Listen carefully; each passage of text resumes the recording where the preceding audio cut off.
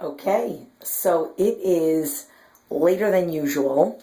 I actually asked everybody, I believe it was yesterday. Oh my God, all my days are meshing together.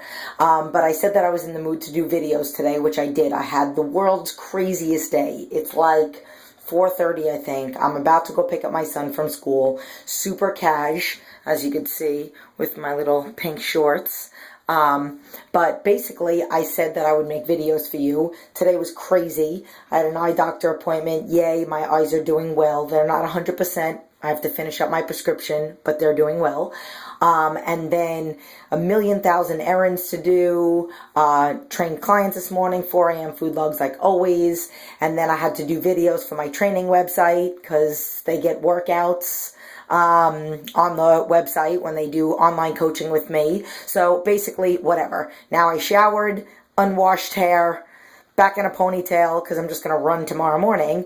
Tonight is my night with my son, so I'm going to be picking him up and we're going to spend some time together.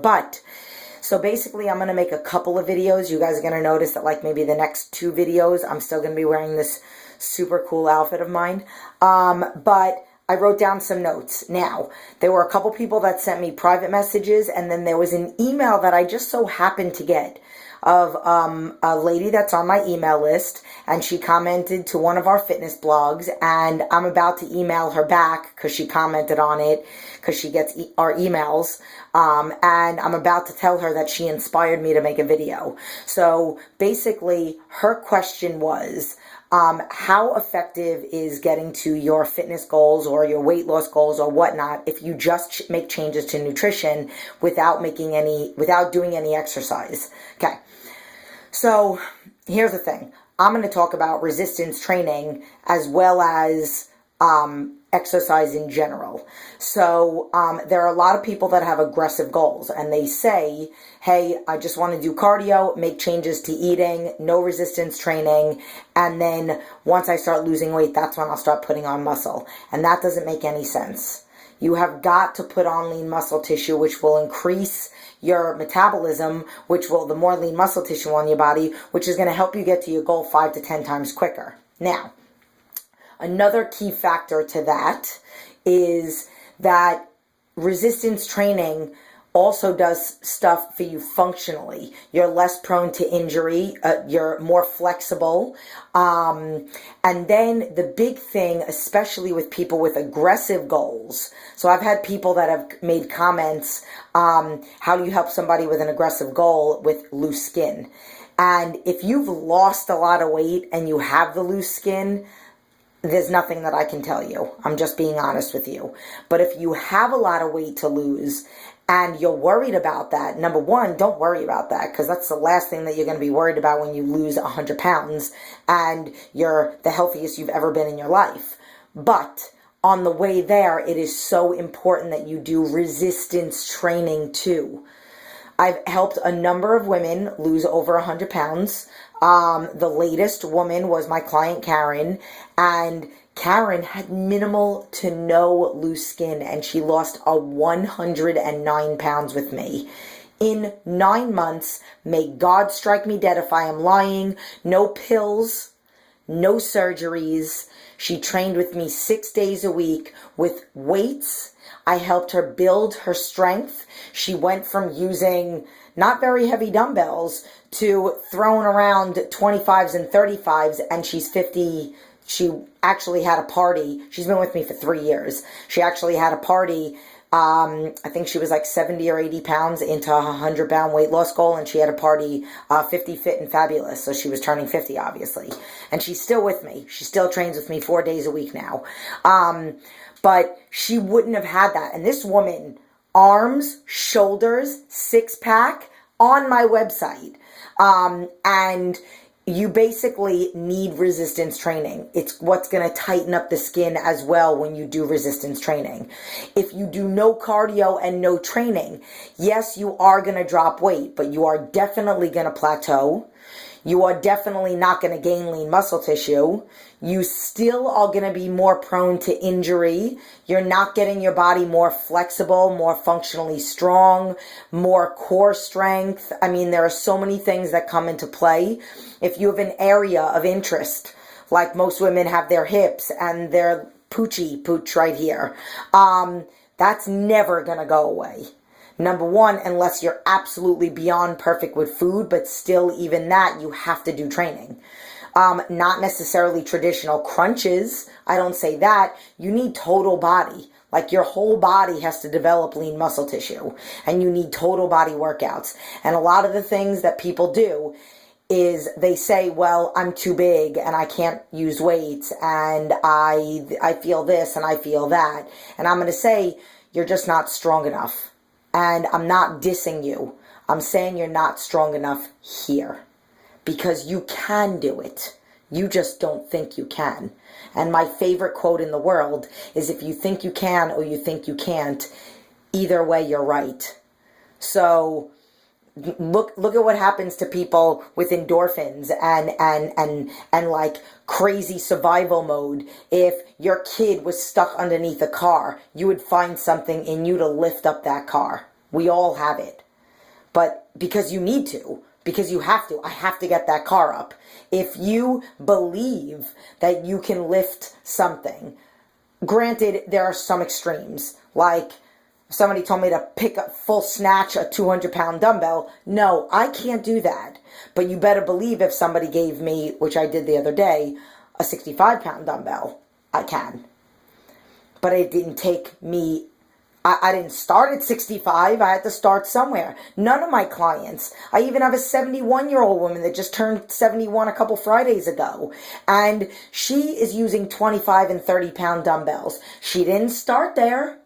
You know, one of my other clients, Kim, she started August of 2013. She's going to be with me for 2 years. When she came to me, she just wanted to lose 5 pounds. And she wanted to gain lean muscle tissue. She signed up for a year with me, and then she re-signed again for another year in August of last year. And when she first started, barely lifting 15-pound dumbbells. And then now she's rowing a 50-pound dumbbell in a push-up face-down position, swinging around 60-pound kettlebells. So we all can do it. It's just about progression. It's about building yourself up to it. And it's about pushing yourself past your limits. So don't go grab a 5-pound dumbbell for rows when you could probably do a 15. And then next time you do it in a week or so, try to do it with 20s or 2 weeks or whatnot. Even if your range of motion isn't completely all the way through, you try to push. That's the way you get stronger. Like guys in the gym where they have somebody spot them. That's how they get stronger. And each week they go up in weight. It's the same thing. So, okay, only 8 minutes. So good. I have room for 2 more things. We're going to talk about, since we talked about Karen being over 50, we're going to talk about, because I made a note for all the comments. But we're going to talk about over 40. People are talking about hormonal changes and all that other stuff. I don't believe in that. I don't believe that you can't lose weight because you're over 40. I don't believe, maybe scientifically, your metabolism claims to slow down after a certain age. Yes, but I still don't think that you can't lose weight. What do they say? Hypothyroid people can't lose weight. Sorry, sweetness. I have hypothyroid. I'm in the middle right now of going to the doctor, getting my old stats, because I know people believe me, but I know you'll believe me even more once I have all the paperwork. And it's just a matter of me trying to make the time to go out. Don't expect it anytime soon.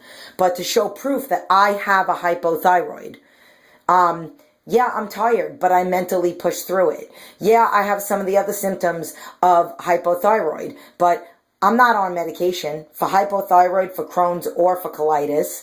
I refused to be on medication for depression when I first got out of the hospital 13 years ago, because I don't believe in all that garbage.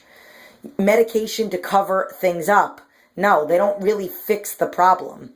And I promise you, nutrition, resistance training, cardio, and mental frame of mind can, if not cure, put anything in remission. I promise you that. I promise you. But you do need to know what you're doing. So you wouldn't try to fix your car by yourself. You would go hire a professional.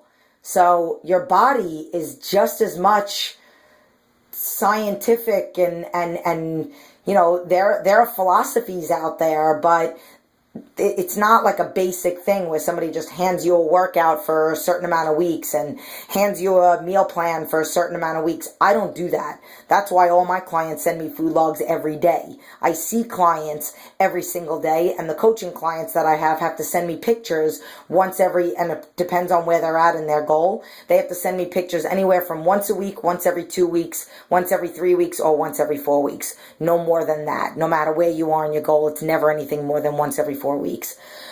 So that being said, and then somebody else made comments about menstrual cravings. Speaking of, we're now talking about age and now women issues. I'm going to be honest with you. I get my period. I'm a woman. Yes, I have cravings. Yes, sometimes I feel like, I'm in the mood for something sweet, but you choose what you want. And I promise you, if you are overall an overall healthier person, you don't suffer from some of the things that you're suffering from now. If everything improves, your resistance training, your lack of cheating more often than you should, you're eating too many man-made and processed and high sodium foods, then you do have less cravings. Most people have cravings, whether it's a menstrual or whether it's any craving, is due to malnutrition. Malnutrition not meaning that you're not eating enough, meaning that you're all over the place. Like you cheat, you have a taste of this, you have too much sodium, you have too many carbs, you have carbs at the wrong time of day, your blood sugars are all off. Literally, all those things are factors. And then it's just being mentally stronger. Like if you know it's that time of the month, try to make it a point to stay a little bit busier during those couple days. Because us women, we all know what our cycle is. So try to stay busy those days. Try to have, I don't know, if it's sweet craving, then have a protein shake instead. And maybe that week you have an extra one. But I can tell you from experience, and from personal experience with clients, I have a lot of my women, and me myself, struggled. Mine were never that bad where I was in bed, but like for days on end. But I did have very, very painful menstrual cycle. I'm talking years ago that I can't even remember. But I do have clients that literally said they'd be out. Like, hi, I need to call in sick. Like out. And ever since they started on my program, I actually have 2 women specifically. Dramatically huge changes, including cravings.